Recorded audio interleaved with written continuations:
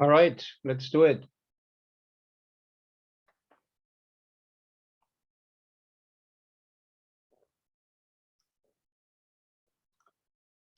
Good morning and good evening to the audience and our speakers for the 10th Transatlantic AI Exchange web session.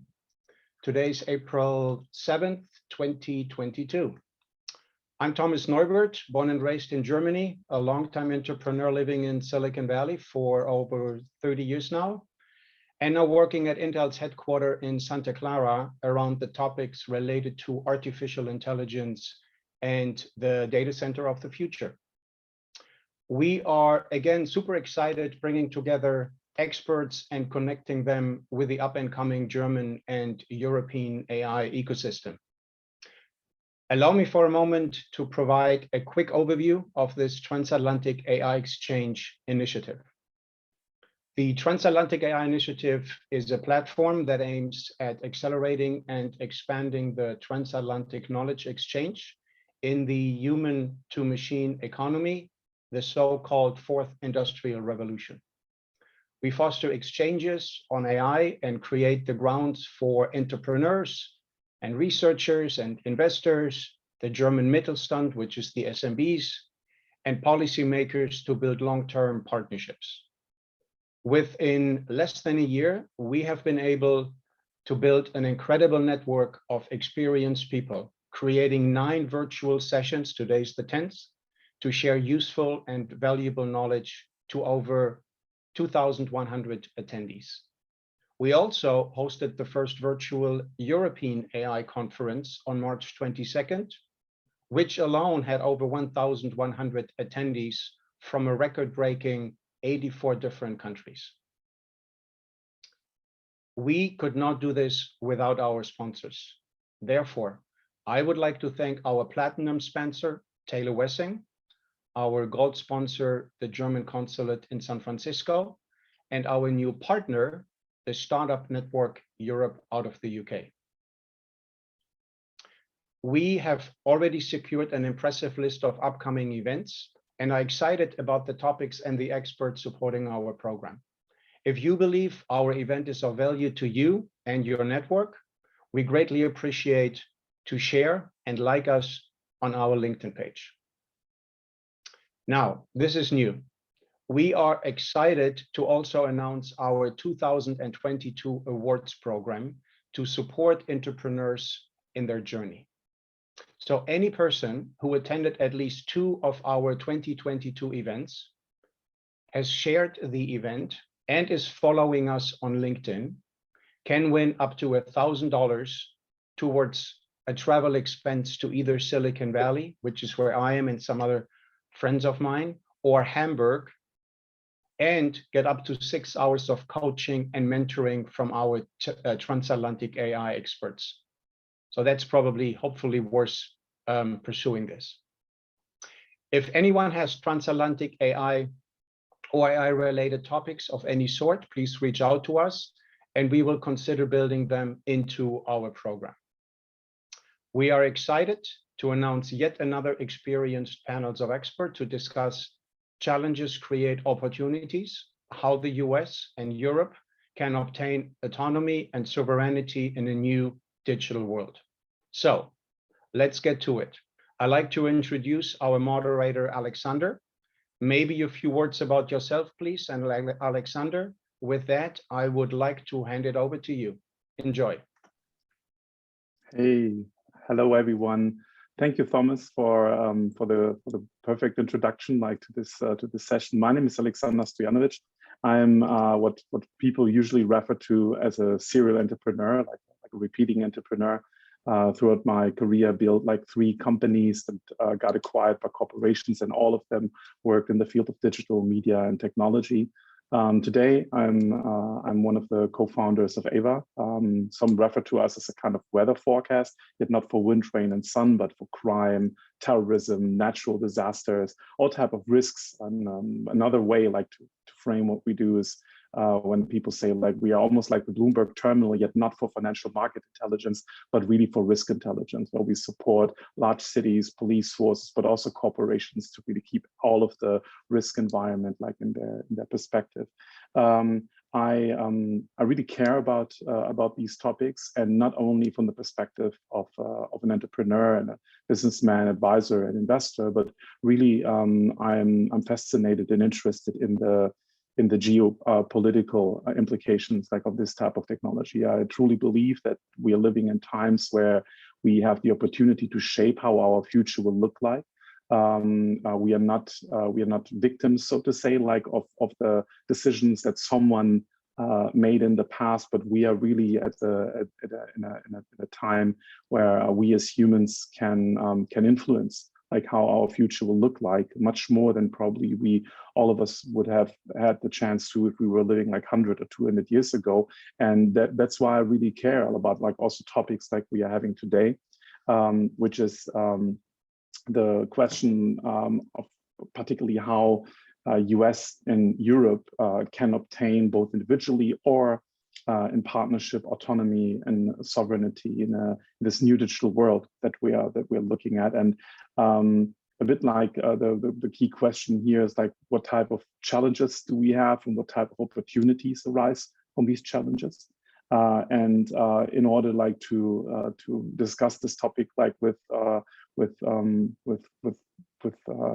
humans that really understand this matter from different perspectives, I'm happy that we have been able to win over like these personalities that I would want to introduce to you, or that who will introduce themselves each one by one. We will start like with Anastasia Lauterbach. Please introduce yourself just quickly. Hi guys, Anastasia. I am actually currently in Salzburg in Austria in Europe. I do three things in life. I sit on corporate boards in the UK, US, in continental Europe. I teach artificial intelligence, cybersecurity, and business ethics at a university. And I run EMEA for an organization called the EXCO Leadership Group. And we are a firm of former CEOs and CXOs, and we mentor companies in Fortune 2000, in private equity, and nonprofits. Perfect. Thank you so much. Also, we have joining today Beatriz Botero. Beatriz, please introduce yourself as well. Alexander, and such a pleasure to be here. So my name is Beatriz Botero Arcila. I'm connecting myself from Paris, where I am a professor of law at Sciences Po Law School. And I am also a faculty associate at the Berkman Klein Center for Internet and Society at Harvard University, and co-founder and head of research at the Einstein Institute. We're a pop-up institution, which means we'll only be around for a few years. And we're doing a lot of groundwork in different cities around the world to explore how surveillance is really changing social dynamics, what we call the urban social contract, and whether and how we should address that changing situation in different places around the world. Awesome. Knowing you and knowing the Edgens Institute, I'm also like one of the fans and supporting the organization. I'm really happy that also you took the time today to join, because I believe like your perspective will add a very important and also interesting flavor like to the complete conversation. Also, I'm really happy, almost proud like that we have had the chance like to win Courtney Bowman from Palantir to join us today as well. Courtney, please introduce yourself. Thank you, Alexander. It's a pleasure and an honor to be here and to share the virtual stage with such a distinguished group. I am the Global Director of Privacy and Civil Liberties Engineering at Palantir Technologies. I've been at the company for about the last 11.5 years. All of that time in the capacity of running this interesting multidisciplinary team that's focused on challenging issues at the intersection of privacy, law, policy, technology, ethics, and philosophy.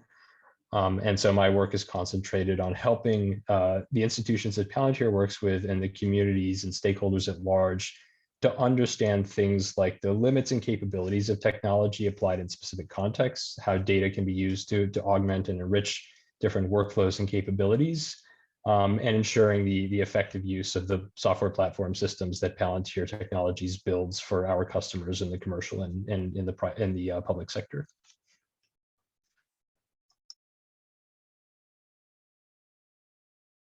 So now here I am. I just unmute myself like while you're speaking. So it took me a second now to click the button. The fourth person in this room, I also know for a while now, and I'm very, very happy that he also was willing and to join like this panel. Tyson, who I know from the Aspen Institute in Germany, and unfortunately has moved on, so we are not having that much of relationship on a day-to-day basis or like on a week-by-week basis as we had before. The more like I'm really happy to have him here, like joining us with his broad knowledge on the topic. Tyson, please introduce yourself. Sure. Well, thanks so much, Alex. And by my name and my accent, you probably can recognize that I'm an American, but I am based in Germany. And kind of a compliment to what Alex said, I consider myself somewhat of a serial policy entrepreneur, and that might scare some of the people in the room, but I have been at the German Council on Foreign Relations now for 2 years, where I founded the program on technology and global affairs at DGAP, as it's known here in Berlin. Prior to that, I was at the Aspen Institute Germany, where I founded the digital program, where I worked with Alex. And before that, I was in the State Department in the Obama administration as a political appointee working on Europe at the time, and was actually hired to do trade and technology issues, but the position and the world events got in the way, and I got pulled into Russia and Ukraine in 2014 and 2015. So we have a little bit of history repeating itself. Digital issues, transatlantic trade and technology issues still remain extremely important. Data flows, post-privacy shield, AI governance, all these kind of questions. But of course, they're inflected by the geopolitical landscape in which they are developing. And of course, we are again in the midst of a conflict in Ukraine. It's kind of interesting. I think we will touch on that aspect also, like in a couple of minutes, but like how things intersect. I mean, like the complete developments that we have seen only recently, like in Russia and the Ukraine, seem to just be like also like one additional layer of the decoupling of the world, right? Like a kind of deglobalization. So when before we had like the idea of creating like really this globalized playing field, like for everyone, now it's becoming more and more important, like to think about aspects like sovereignty and how technology is also shifting like power dynamics across the board. And interestingly, prior like to really getting like the conversation started, it's interesting, like from my perspective, I believe AI has or data in general and technology has changed like the complete thinking. I mean, only recently there's a TechCrunch. Usually when you go to TechCrunch, which is a website like for, let's say, startup entrepreneurs, right? Like and venture capital investors, usually what you will see there are articles on some, like companies receiving funding and stuff like that. They have started like to write articles on geopolitics, right? Like, look at that, right? Like it arrived like in the field, like where usually you would think of, fail forward, push things forward, like don't think too much about it, just move fast and break things. And all of a sudden we are discussing geopolitics on TechCrunch. And just to quote some aspects around it, they in this really interesting article, they believe that the developments in AI will shift the power balance between nations, right? Like, I think this is clear. There is definitely some truth to it that we can already see. It's the space that everybody really seems to be discussing. And I remember like a quote, like also from Gabe Carl, which is like a hedge fund working particularly in Asia, when they said that Taiwan is the Alsace-Lorraine of our age. particularly with focusing on semiconductors and AI, right? Like, so what in the past has been France and the intersection between Germany and France is now like this space. So, you know, technology plays a role in this. The second one that they refer to is that AI will probably also empower a new set of geopolitical players beyond nation states. And what they mean with that is that, you know, when Elon Musk, like a couple of days ago, declares to take a large scale in Twitter, a large stake in Twitter, then this is not just business news. This is political news, right? Like the accumulation of power in the hands of private organizations, of businesses, and to some extent also of individuals has reached a level that we probably have not seen before. And with AI, that might even continue to rise. And then, of course, we will have new forms of conflict, both in the digital domain as well as in the physical domain, driven by AI. So just to reference like to this article, which I really find interesting. Please look it up on Google for everyone who's interested. I would like really to kick off this panel and ask this, I say, like really interesting question where like US and China, particularly in the past years, played the technology and AI card as some part of their geopolitical strategy. Examples, I think, some of them are less known, like the Highlands Forum, which was a Pentagon initiative that eventually, through through some structures, led to the research that was based. That based the start like of Google for Sergey Brin and Larry Page, but also In-Q-Tel, a venture capital firm that most people in Europe or in Germany are not aware about, which is like the investment arm of the Central Intelligence Agency, investing famously in companies like D-Wave or Keyhole, which later turned into Google Earth, or even Palantir. And the Chinese as well, like they drive like this complete thing, like really with a lot of like economic and political power. So it's plain to see that these leading powers are seeing that there's more at stake than just revenue and profits. In the light of the accelerating deglobalization that we have now, the question is whether Europe is really naive to believe that it could become a force like in AI and data. And the question is, shall Europe really embrace its role as a junior partner in this transatlantic partnership, like together with the US, or find like its own way? And I would like to kick off the conversation by asking you, Tyson, what do you think? Well, I appreciate the question, and I appreciate the framing, because I think it's one that you hear a lot. Unfortunately, I don't think that either one of them works. The third way kind of narrative is very limiting for Europe in many ways. For one, you know, there is a sense, let me start with the good news story on AI. If you look at the statistics about the percentage of global researchers in Europe, because I think we are talking about Europe right now, everybody knows that the US is a leader in artificial intelligence research and commercialization and at adoption. Europe has 18% of global researchers and produces about 15,000 global research papers, which is essentially on par with the United States and China. Europe has roughly the same amount of contributions to GitHub that the United States and China provides. Where things start to fray is in the commercialization of that basic research. And I think that is something that policy is trying to address, and it's definitely something that translates into a self-perception that exists in Europe. So, for example, we at DGAP, we did a stakeholder survey last year, which I'm going to pull up. This is, of course, prior to everything that's happening right now, but we asked about certain key enabling technologies: artificial intelligence, mobile network equipment, cloud, quantum, and semiconductors. And we said to European stakeholders across a number of fields, where do you think that Europe is leading, or where is it leading, where does it have peer status, and where is it in a risk management position, and where are dependencies preponderant? And the two areas that were most flagged were artificial intelligence, with 79.8% of Europeans saying that they are too dependent on external actors, and 92% saying that they're too dependent on cloud computing, external actors for cloud computing. And I think we know why, because we're talking about a very limited number of hyperscalers that kind of dominate the field also in Europe, and you look at the market share. But thinking about the third way narrative, although it is politically satisfying, it doesn't achieve the kind of digital sovereignty that Europe actually wants to achieve. And when you look at what digital sovereignty means, especially in the German context, a lot of times what you hear from organizations like Akatech is that it should be about freedom to choose.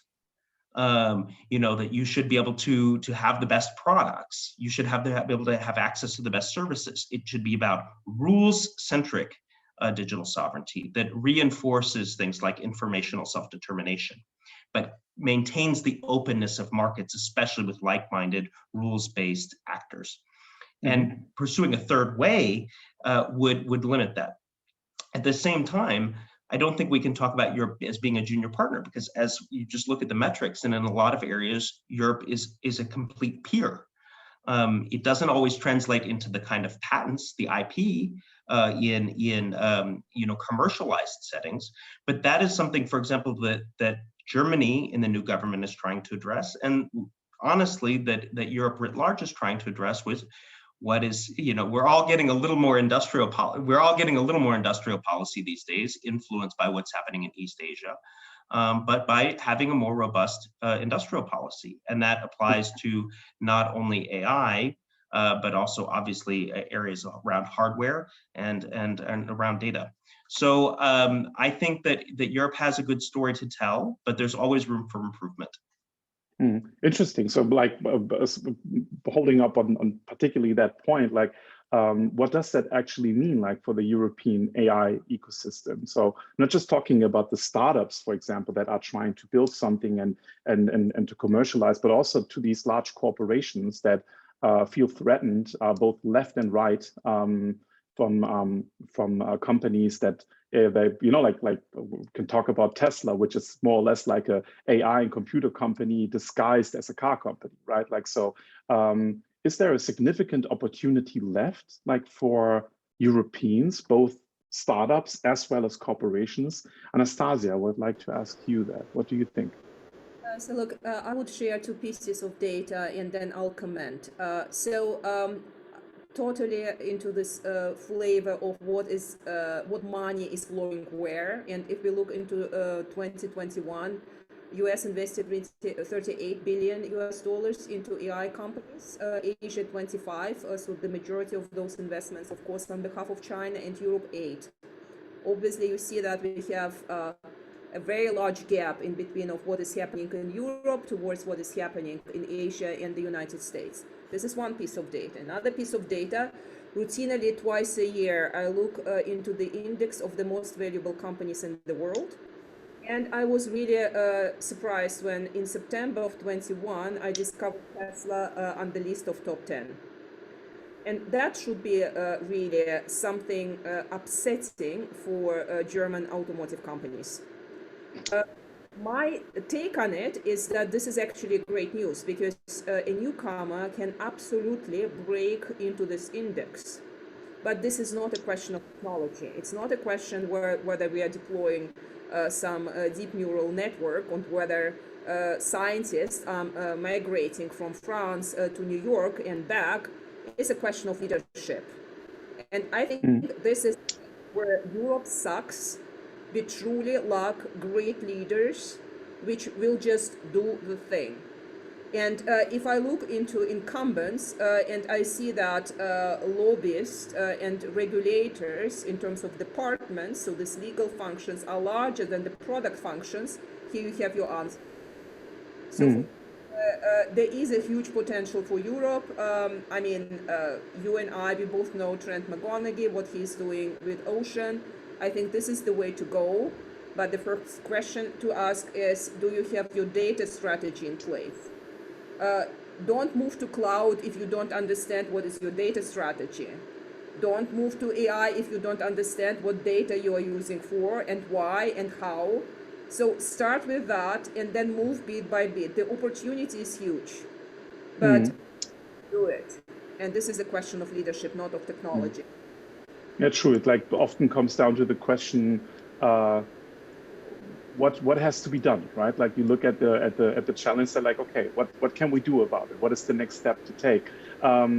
one thing that I often came across, and it frames a little bit like also the question of where the opportunity lies, and there's something that I've been told like very often in regards like to my very to compete like with much better capitalized companies in a very competitive space that is very complex. So we often hear that ethics may turn out like to be a decisive competitive factor like for European AI companies. So the question that I often ask myself is, what does that mean effectively? Like, are Europeans really that more ethical than the Americans?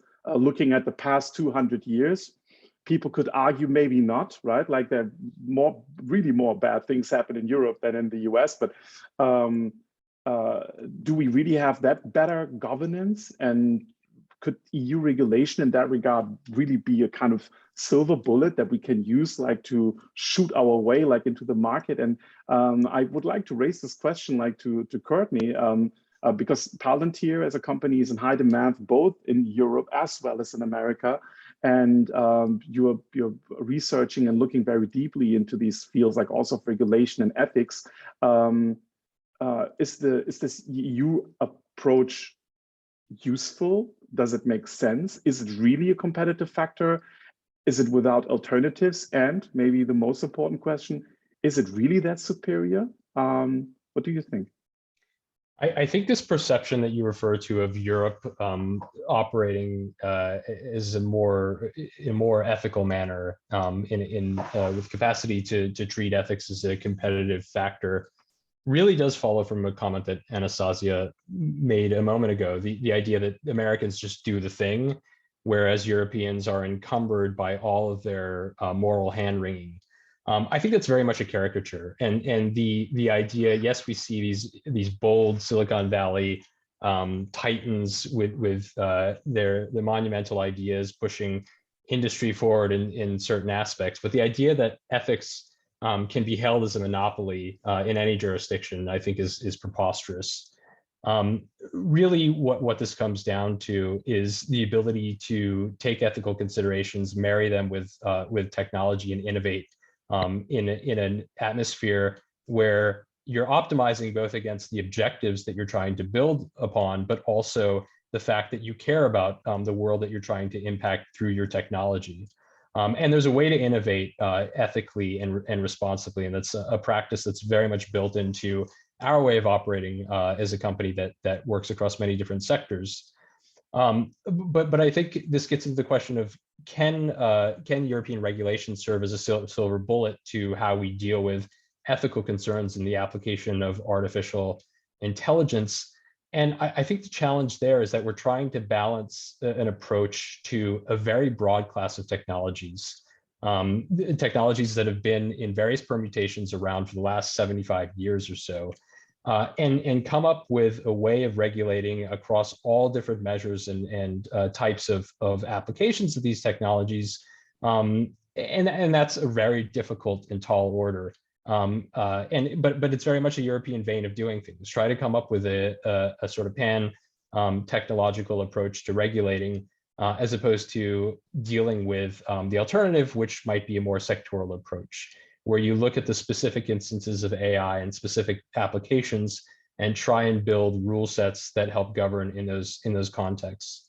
I think there's probably a way in between, and I think that way in between speaks to the fact that Europeans and Americans have much more that unite us than separates us culturally, and I think that's especially important at this moment in history. And the way in between is something like developing a set of broad principles that we all agree that we care about, that enshrine values that are central to Western liberal democratic institutions.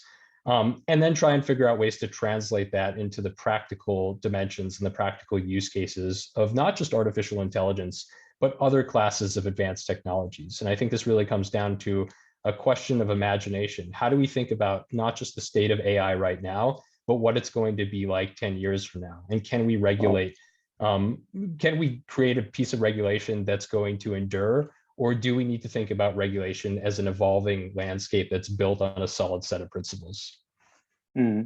it's interesting. It's a little bit like, also one could say like a switch that you're proposing, that we have seen after all of these, like problematic fallouts of companies with governance, where the idea of moving like from a strict rule book, so to say, catalogs of how to behave in the past, and now moving more over like to a principled approach, where you don't write down every single rule, but you define like a principle from which the rule as itself like has been derived, so that you can become more adaptive and flexible like to the changes that are ahead. Because if you say 10 years ahead, I mean, like we are in this circle here, we are professionals. I wouldn't dare to say what will be in 10 years. And I would love to hear like if somebody raises hands and say like, I will now tell you what is in 10 years. I will listen carefully, but this is really like a complex topic, as you say. Like now, the things that we are defining right now, they will have impact like on for a very long time. So and on that topic, maybe to bring like also like a slightly different perspective also to it, because we have like business perspective, we have policy, like we're kind of symbol analysts, thinking about stuff like really from a meta level. And Beatrice, you are one of them as well, but particularly you are with the Edgemans Institute also trying to understand how that unwritten social contract functions between citizens and governments in particular. So keeping our zoom on Europe here for a minute, is there from a, let's say, civil perspective, really that one unified perspective in Europe? Or put differently, is the stance of Germany really aligned with that of Italy and even Hungary? If we say like, yeah, we create like one set of principles, does like the European Union as such, with its complexity, has the unified like perspective on these things? How would you look at that question? Yeah, that's an amazing question. So actually at the Institute, we work mostly at the city level, and the degree of diversity that we encounter is even between countries, right? So the question, I think, can be broken up a little bit more, and it's not even between Germany and France and Italy and Hungary, but also life is very different if you are in Berlin or, I don't know, in a small country somewhere in Bayern, in a small city, sorry. So I think, Regensburg, yeah, exactly. yeah, in Regensburg or something like that. So I think the actual rules and transformation that we're perceiving is very different. And going back to the geopolitical conversation with which you started, I think one of the interesting things to watch in Europe right now is where is sovereignty being located. So there can be something going on in Brussels, for example, that is a bit of a power struggle that I've been interestingly following, more from the French side, which is where I'm based. But it's interesting that the conversation on digital sovereignty is often spoken about at the European level. That is a big geopolitical transformation. And I think there are also instances in which national governments are pushing back, right? So you see that also in many of the policy conversations in which countries are a little bit more worried about AI regulation that somewhat touches their national security policies. So all of that, I think it's interesting to see how, because there are indeed, I think, different interests and different preferences, cultural, political, between different countries in the EU. But I guess also back to Courtney's point, it might be the case that the current political moment and what's happening in Ukraine leads to a unified approach. It might be that there's something that in this particular moment of crisis actually pushes to a united response, and that would be an interesting outcome to watch. Where you're talking about 10 years ahead, this might be like a state building moment for Europe, really. Like for those of you who are in academia, like one of the big state building theories is about how war builds the state. And maybe that's something that is very intertwined with the geopolitical conversation, but also the development of tech and technology regulation. But I think if we think about actual people, and this is different than the conversation that we have maybe as experts or in government, that is a little bit harder to think about. I feel the European audience, especially so in Germany, is very sensible, yeah, to the conversation on privacy. So privacy is a big thing, and I think the data governance questions are close to many European citizens, even so more than in many other places. But one of the interesting things when we talk about AI in government, for many of its good users, is how it changes decision making and how it changes the allocation of resources and services in many spheres of life, with lots of potential for good things and certain risks that are also what we talk about when we talk about AI ethics. And I think that is something of which the general public everywhere in the world, I think, is less aware of the transformation of government, the transformation of power, how this involves them, how it touches them. I think that's something that even in a very educated public, like public in Europe, that is acute and aware of privacy, that how that is changing how we think and how we govern. I think that's something that isn't out there, and that it's very close to our mission, you know that, and for those of you who are interested, is how we bring this conversation to the public so that that is transformation is carried out in a democratic and inclusive way. Interesting. Asking you, Tyson, building up on this answer from Beatrice, the pressure lines, both between inner European players like countries, even like individual policy makers, so to say, as well as within and in the US, and also between US and America. How would you describe the current state of mind, like the current situation? So maybe even in pointing out like this idea of how do you call it, nation building, like Europe's state defining moment. Is there something that you, Tyson, being very present like in these various circles, discussing topics around regulation, policy, and at the intersection of technology and geopolitics, is this something that you also perceive these days getting stronger? How would you describe like the current state like of affairs, so to say? Yeah, I mean, one of the things I would say is it sounds like Beatrice and I have a lot of similar conversations around what is digital sovereignty, and it's kind of a talismanic term that you have to interpret in different ways. But there's, I would say, kind of, at least my experience here in Berlin and working with Berlin, Brussels, and Paris primarily, is a kind of one central tension is between a kind of ordoliberal definition of digital sovereignty, which is much more centered on rules. It's about open economies. It's about breaking lock-in effects. It's about avoiding path dependencies. It's about informational self-determination. It defines sovereignty, as I think Beatrice was also mentioning, at different levels, including individual sovereignty. So there's, what is the sovereign unit? It can be an individual, it could be a firm, it could be a country, it could be a region. So that's one definition. And it's definitely present in Germany and other places. And another, and I would say, if you look at Brussels, it's kind of the Vestagerian idea of digital sovereignty. You know, Margarete Vestager very much represents that kind of view.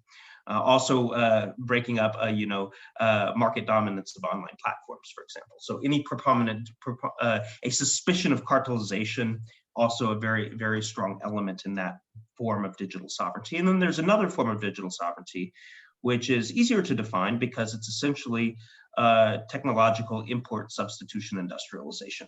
Or you could call it Gaullism. You know, the idea, it's not rule-centric, it's player-centric. So not necessarily we need to have European rules that are global and evangelized. We need to have European actors that are global and also dominated in the European space. And that is, it's a tension and it's a cohabitation, and you see it in practical debates and everything from important, the current discussion around the European Chips Act and important projects of common European interest around semiconductors, to all the debates around Gaia X and the kind of tensions between the Germans and the French. Everybody loves that, yeah. The Commission. But when you talk about regulation, more broadly, which is of course still the instrument of choice, especially in Brussels, because it's I'm an American. I know hammer nail syndrome when I see it. We have we tend to see everything through the lens of national security. Brussels sees everything through the lens of regulation. Not to be too reductionist, but that's kind of the case. You do see an evolution of the way that Brussels perceives technological development, and it is impacting the philosophies driving regulation in two ways. One, on platform governance. So we've got two big bills coming, and we got a ton of big bills coming up, but we got two really big ones on platform governance, the Digital Markets Act and Digital Services Act. And they are very much a product of a kind of 2015 worldview. It's very Atlanticist. It looks to the United States and says, what are the correctives that we need to implement here? And if you look at the AI Act, it is a lot more global. And there are certain instances where it looks at China and says, these are things that we actually don't want to have happen here. Be it on social scoring and the use of social scoring by governments, or be it on the use of real-time or remote biometric identification. Although there are other questions, there are tons of questions on, there's still the risk-based scale is still based on private sector actors, et cetera, but still it's much more inflected by the experience from China. So that process is evolving. The other thing that I think is important to mention here on the reg side, and maybe the standard sides, is the US and Europe are converging. And that's happening in a number of areas. We see that on data protection and privacy, where we have a number of data protection laws at the state level now in the United States, a much more, it's not quite there, but growing federal discourse on privacy rights in the US. You see this on taxation, which we've seen in the OECD. You see this on content moderation. And I was just talking to the White House today about disinformation, content moderation, hate speech, et cetera, in the context of the Trade and Technology Council. And you see this, of course, we'll see where it ends up, on competition questions and antitrust. So in a number of areas, we're seeing greater convergence, and also with AI, because the United States is much more comfortable with a risk-based approach. Now, if I look at what the NIST is publishing on bias, and I read some of the recommendations, I'm like, wow, this sounds really pragmatic. This does not sound like it was produced in Europe. It's a very different approach, but we're still seeing convergence. So interesting. I think we're getting there, but it's asymptotic. Interesting, like convergence. I was like recently thinking when I was like browsing like through my daily dose of news and headlines and on tech. I was stopping for a second and say, like, wait a minute, like in the past months, I see more and more things coming up that relate like to the regulation and antitrust on big tech in the US. I was like, oh, this smells very European. This doesn't really sound like American. Interesting, like also in this case. But one thing that I found really interesting when you talked about, I said like play in rules-based and players-based, right? Like I say, like, wait a minute, players. That is an interesting aspect. Do we need capable players in Europe? Yes, probably we need so that we can join the conversation really on eye level. But right now, one could argue there is an absence of capable player in Europe, right? Like, so we have great industrial companies, but they are, like not really part like of defining the future. So right now, Europe's major hope seemed to be all about becoming the referee, not a player itself, like regulating, taxing, like those kind of things. But let's just be ambitious for that one moment and ask that question. I would want to raise it to Anastasia. I know, like business driven, right? Like, and you support a lot of like ambitious CEOs to not only understand the matter, but also take the courage, like to take things in their hands. What would it take for a real powerful European player in the AI and data space to emerge? And what is missing, in order to complete that recipe? Is it more ambitious investors, strategic support from politicians, as we discussed, maybe even less regulation, like something that is a little bit more lightweight, more principle-based? what would you, like if you have to pick like a handful of things that you would implement right away, like to give birth to a European leader, what would it be? Look, Alex, I am back to my love for leadership because you can operate in whatever governance regime. And you can take European regulations and still be successful. This is not the thing of regulation. It's not the thing of technology. It's the thing of focus. And I love companies which are answering something which is very concrete. And I'll be giving you 3 examples on what might have happened in Europe and still is not happening. So, for example, take Switzerland. We know that by the year 2035, 50% of the energy consumption in the country will be on behalf of data centers. So this is just, a given. So it means that the country needs something to happen in terms of energy. So there are some attempts to build a data trust around energy data, and then you can, of course, innovate around this data, do stuff around this data. This is something concrete. Take the very simple business problem and try to solve it or optimize it with help of technology. One example. Another example, we've got a bunch of traditional automotive companies in Europe. So not just Germany, but we've got Italy, we've got France. So, and the UK, by the way. So I know for a fact that there is a data trust around self-driven miles in Silicon Valley, which is done by traditional automotive companies. And this is because, for example, if you take Waymo, not every mile, which is kind of, driven there, is a truly driven mile. So they've got more synthetic data than they've got true data. And of course, if you have real data, it's always better. So in principle, why don't you pick up a decentralized data market for the self-driven miles? Everyone is making some experiments, and then you innovate on top of this data market. So this might be like a business idea for someone to solve. And this is just, or Innsbruck, so the city I'm going to more or less twice a month, fantastic center of quantum computation, by the way. So they are asking me, I think on a quarterly basis, what should we do in AI? And I'm like, guys, what should you do in your economy? So what type of companies are there? And they're like, oh, wow, we have a number of hospitals which are very famous in surgery for knees and for shoulders for a very simple reason. They've got winter sports, and then they've got a lot of accidents. And they're good, guys, then take those data. You don't need to tell them it's Anastasia and Alex shoulder. You can put it on a metadata sphere, and then you innovate. It's a decentralized data market. There are tons of companies which would kill for this data. There is a demand. Take something concrete and innovate. Don't start with the question, what should we be doing in AI? Just think about what is your business problem, and then how can AI or whatever help.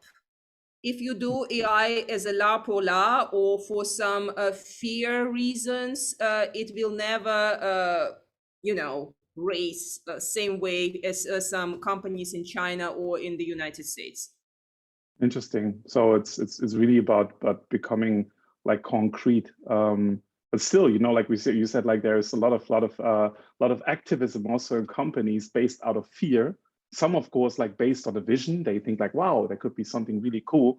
But it is really the case, like when we talk about AI and the expected further advances that come like through data, and also the advent of quantum computing, there's always like these 2 poles, right? Like the one pole that we often see is the like, yeah, we can solve everything, right? Like give us the sustainable development goals, like from the UN, and on each one of these boxes we will put AI and solve everything. So utopia, Star Trek. And on the other side, like you have these people say like, hey, like the AI overlord will come and will, yeah, what do you say, subjugate humankind and turning all of us like into human batteries. So we will be living in the matrix. Maybe we are already living in the matrix, like those kind of ideas. So when discussing like all of these topics, as we're doing right now, which is totally interesting because I think this is like defining the frontier, and ethics, regulation, geostrategy, etc. Are we really on the right track in terms like of where this is all heading? So is we are regulating a lot, but is what we are trying to regulate realistically to be expected really from AI? Or are we currently just blinded by some sort of super hype where we put everything that has a kind of AI sticker on it into the bucket of it will be a catastrophe or it will be utopia? What would you say is, are we looking at a realistic picture, Courtney? So I'm happy to tell you, Alexander, I'm pretty certain we're not in the Matrix. And I think that both of those extreme representations are dead wrong, and dead wrong for two separate and equally misleading reasons. I think it's neither the case that AI is a panacea, nor is it the case that AI is a pathway to some sort of superintelligence-led dystopia. The reality is that AI is a set of technologies that are embedded in the world and will always be embedded in the world. And that embeddedness in all of the richness of our experiences in the world implies that there's going to be all sorts of complicated fixations, attachments, dependencies, and externalities that are really unavoidable. So Anastasia's point a moment ago around, it was a client comes to you and asks you, they want to do something with AI. That's exactly the wrong starting point for figuring out whether AI is a promising solution for the thing that you want to do. Start with the problem and figure out what's the effective thing that you actually want to do with that. And I fear that a lot of these misperceptions have arisen, and we've been driven along the wrong track in terms of understanding the place of AI in the world, in part because science fiction has confused us. I think also some of our public intellectuals, even philosophers, I'm trained as a philosopher, have led us astray. But also, I think the worst offenders are researchers and technologists, speaking frankly, who present a vision of an AI world that isn't about to come into being and probably never will. But what we can do with artificial intelligence is think about the real embedded operational applications of the technology and how it can help us solve problems that are well defined.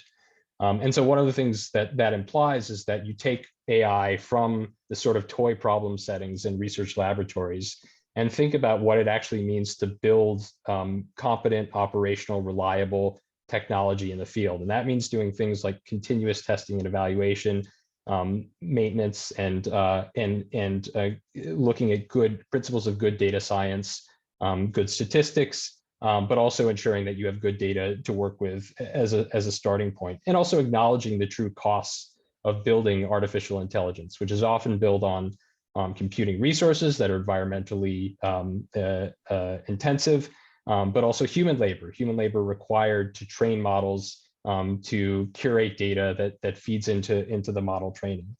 And so what I would propose is that it may actually make sense for us to switch our mental model from thinking about AI as intelligence as such and start to resituate it as a tool in the context of its applications. We are much more effective when we think about what it means to apply a tool like a hammer to a specific application. I think we twist ourselves in knots if we start to ask ourselves questions like, how should we regulate hammers? So I think if we think about regulating and dealing with AI in the specific places and use cases, we get much more refined and I think much more useful and effective answers. Interesting. There's so many things that are coming up like in my mind. I remember like in one conversation we had a dual use conversation, say like, well, everything can be used like for dual use. You can take your car and drive your grandmother to the train station after the visit, but you can also take the same car and drive over your grandmother as a result like of that visit, depending like really on who you are as a person. So like technology is usually also like related like to the people who are using it. But one thing that really also came into my mind and thinking while you were describing like your perspective, it's that I remember reading about a project that happened at the MIT. I would have to look it up, but it really it's still reflecting in my mind when you were pointing out like the aspect of the sci-fi, right? Like the science fiction, you know, like everything that, you know, like these grand pictures that we see. And I remember that like this group of researchers, they somehow try to relate like today's advances also in AI, also practical advances in AI to narratives and stories that we have been taught in 80s TV shows, right? Like the autonomous car is like Knight Rider, you know, like, and transhumanism is the $6 million man, you know, like, so we were confronted like with these ideas, and they shaped like our idea of what the future could be. And today, usually when we see future ideas of AI, usually they're dystopian. So there was like the call to do something that shapes, so to say, like also other, or frames like the complete topic around it in a much more positive way, because what we tell people about how things could be will probably at some point become that. And with that, I would want to hand over like also like the microphone once more to Beatriz, because this question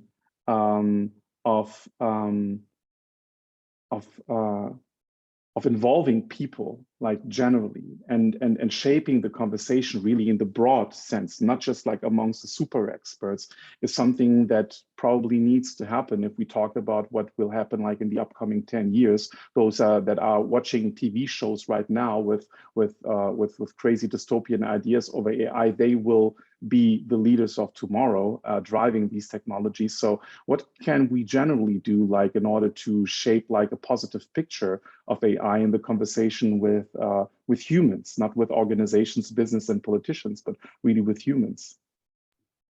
That's an amazing question. So I think our learning so far are very much related to what Courtney was saying. So there's really something about bringing the technology to the ground and both demystifying it, so speaking about how it works, where it is deployed, and the actual settings in which it's deployed, and stop thinking about it as this sort of hyper intelligence dystopian machine.